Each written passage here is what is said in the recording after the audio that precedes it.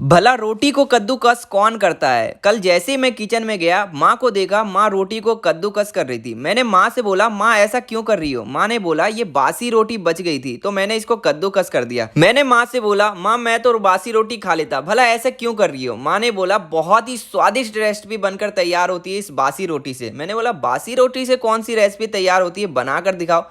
माँ ने क्या किया, पहले 2 रोटी ले लिया और रोटी को कद्दूकस करने में लग गई। भला बासी रोटी को कद्दूकस कौन करता है, लेकिन माँ को तो सुनना नहीं था। माँ अपने काम में लगी हुई थी और बहुत ही बेहतरीन तरीके से रोटी को कद्दूकस करके तैयार कर लिया।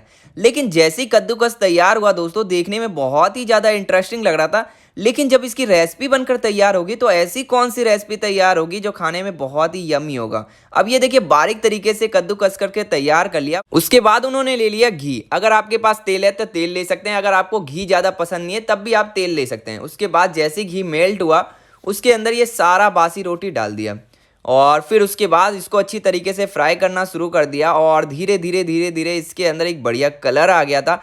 बहुत ही यम्मी लग रही थी और क्रिस्पी के साथ तैयार हुआ था। मतलब एक बढ़िया क्रिस्पी स्वाद आ गया था इसके अंदर। लेकिन मेरा माइंड एक ही जगह पे घूम रहा था, भला बासी रोटी को कद्दूकस करने के बाद कौन सी रेसिपी बनाई जाती है। जैसी रोटी तैयार हो गया तो माँ ने क्या किया, इन सारी रोटी को एक प्लेट के अंदर निकाल लिया। ये सारा रोटी जो मटेरियल तैयार हुआ ना, वो सारा एक प्लेट के अंदर निकाल लिया और इसको थोड़ी देर के लिए ठंडा कर लिया। जैसे ही ठंडा हुआ, क्या किया, इसको मिक्सी जार के अंदर डाल दिया इन सारे रोटी के मटेरियल को। और फिर इसके बाद इसको अच्छी तरीके से उन्होंने क्या किया, ग्राइंड कर लिया। और जैसे ये तैयार होके आया, देखने में बहुत सही लग रहा था। और फिर उसके बाद दोबारा उसी तवे को ले लिया और उस तवे के अंदर डाल दिया पानी। तो आपके घर में भी बासी रोटी बचता है तो ये रेसिपी आपके लिए काफ़ी ज़्यादा बेहतरीन हो सकता है। उसके बाद उन्होंने ले लिया चीनी, और चीनी आधे बाउल के करीब लिया और इसको अच्छी तरीके से मेल्ट कर लिया। भला चीनी और रोटी का क्या मेल हो सकता है, मेरे को तो ये भी समझ में नहीं आ रहा था। लेकिन कुछ ना कुछ मीठा बनकर जरूर तैयार होगा रोटी की रेसिपी से, और कैसी होगी तैयार वो भी देख लेंगे। और थोड़ी देर में, मिनटों में चीनी मेल्ट हो गया और इसके अंदर एक बढ़िया बुलबुला आने लग गया। इसी बीच क्या करना है, जब तक ये तैयार होता है तो हमारा रोटी जो मटेरियल था वो भी तैयार हो चुका है। उसके बाद क्या करना है दोस्तों, एक प्लेट के अंदर निकाल लेना है और फिर उसके बाद मिल्क पाउडर होता है ना, वो ले लीजिए। 10 रुपये का पैकेट आता है, आराम से मार्केट के अंदर मिल जाता है, वो ले लीजिए। और वो रोटी के मटेरियल जो आपने मिक्सी जार के अंदर तैयार किया ना, उसके साथ मिला लीजिए। ये देखिए दोस्तों, कितना बढ़िया तरीके से तैयार हो रहा है। और इसके ऊपर थोड़ा थोड़ा दूध डालकर इसको आटे की तरह गूंद कर तैयार करना है। जैसे जैसे आप दूध डालोगे दोस्तों, ये बढ़िया तरीके से तैयार हो जाएगा। और थोड़ा थोड़ा दूध डालकर इसको अच्छी तरीके से तैयार कर लेना है। अब ये देखिए दोस्तों, थोड़े थोड़े मिनटों में ये तैयार हो जाता है।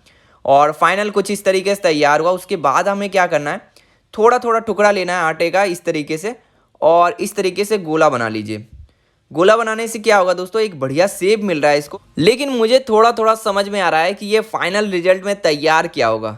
अब इसके अंदर एक बढ़िया शेप मिल रहा है और ये किस तरीके से तैयार हो रही है, ये थोड़ा बहुत तो मेरे भी समझ में आ रहा है। लेकिन दोस्तों, आपके समझ में आ रहा है तो वीडियो को लाइक और सब्सक्राइब जरूर करना। अगर आप इस वीडियो को फेसबुक पेज पे देख रहे हैं तो पेज को जरूर फॉलो करना। लेकिन फाइनल रिजल्ट में क्या वही तैयार होगा जो मेरे माइंड में चल रहा है, लेकिन आपके माइंड में क्या चल रहा है ये भी कमेंट में ज़रूर बताना। और ये देख सकते हैं, बढ़िया एक शेप मिल रहा है इसको, छोटे छोटे लड्डू के आकार में। लेकिन क्या लड्डू बनकर तैयार होगा या फिर किसी तरीके का कोई अलग रेसिपी होगा, वो भी देख लेते हैं। तो उसके बाद क्या किया, जैसी मटेरियल तैयार हुआ, करीबन 5 से 7 पीस हमने तैयार कर लिया। उसके बाद एक कढ़ाई के अंदर इसको अच्छी तरीके से हमने फ्राई कर लिया और धीरे धीरे इसके अंदर एक बढ़िया कलर आ गया। लेकिन ये थोड़ा सा शेप मुझे पता चल रहा है, और जो इसके अंदर कलर आ रहा है दोस्तों, वो बहुत ही यम्मी लग रहा है देखने में। तो लास्ट में क्या वही तैयार होगा जो मेरे माइंड में चल रहा है। और ये एक गुलाब जामुन का शेप ले चुका है। लेकिन क्या गुलाब जामुन ही बनकर तैयार होगा। लेकिन जैसे ही तैयार हुआ दोस्तों, हमने क्या किया, इसको एक टिश्यू पेपर पे निकाल लिया। लेकिन थोड़ी देर के लिए इसको हम टिश्यू पेपर पे रखेंगे दोस्तों, जिससे इसके अंदर से जितने भी ऑयल है ना, वो आराम से निकल जाए। और फिर उसके बाद हमारा जो इधर चीनी का मटेरियल था यानी चाशनी, वो तैयार हो चुका। और इसके अंदर हमने थोड़ा सा केसर डाल दिया। केसर से बहुत ही बढ़िया फ्लेवर निकल कर आता है दोस्तों। और थोड़ा सा केसर डालने के बाद इसके अंदर हमने सारा रोटी का मटेरियल डाल दिया। लेकिन दोस्तों, इसके अंदर एक बढ़िया स्वाद आ चुका है और ये बढ़िया तरीके से तैयार हो चुका है। तो इसको थोड़ी देर के लिए हम ढक भी देंगे, जैसे कि हम इसको चाशनी के साथ अच्छी तरीके से मिला लेंगे। और ये हम हलवाई से बिल्कुल अलग और बिल्कुल हटकर बनाए हैं, तो ये खाने में बहुत ही यम्मी और लाजवाब होगा। और घर का बनाया हुआ हर रेसिपी बहुत ही इंटरेस्टिंग होता है, खाने में बहुत ही ज़्यादा लाजवाब होता है। तो अक्सर आप जब रोटी बनाओगे ना तो ऐसे ही आप 3-4 रोटी हमेशा निकाल लोगे, क्योंकि ये गजब की रेसिपी है। और जब भी आपका गुलाब जामुन खाने का मन करे तो बड़ी आसानी से आप घर पर बना सकते हैं इसको झटपट मिनटों में। तो लास्ट स्टेप में आपको क्या करना है दोस्तों, इसको थोड़ी देर के लिए आपको ढक लेना है, जिससे इसके अंदर एक बढ़िया फ्लेवर आ सके और ये सॉफ्ट हो जाए। हालांकि ये सॉफ्ट तो उसी समय हो गया होगा तो जिस समय हमने इसके अंदर मिल्क पाउडर डाला था, तो उसी समय ये बहुत ही बढ़िया तरीके से सॉफ्ट हो गया होगा। लेकिन दोस्तों आपको ये गुलाब जामुन की रेसिपी कैसी लगी कमेंट में जरूर बताना। वीडियो देखने के लिए थैंक यू सो मच दोस्तों। वीडियो अच्छी लगी हो तो लाइक जरूर करना। मिलते हैं आपसे नेक्स्ट चटपटी रेसिपी के साथ, तब तक चैनल को फॉलो जरूर करना।